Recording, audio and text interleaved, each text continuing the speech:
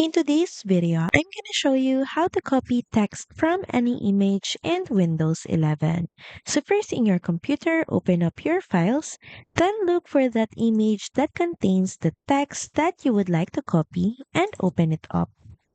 Next, go to your Start menu and look for the snipping tool. So you can simply type it up and open the app.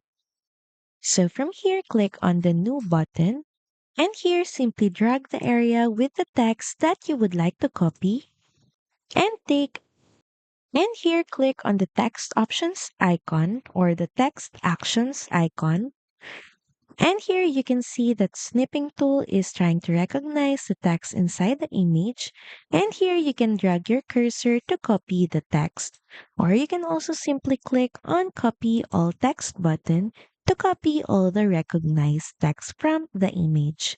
So that's pretty much it. Thank you very much for watching this video and I'll see you again on the next one. Bye!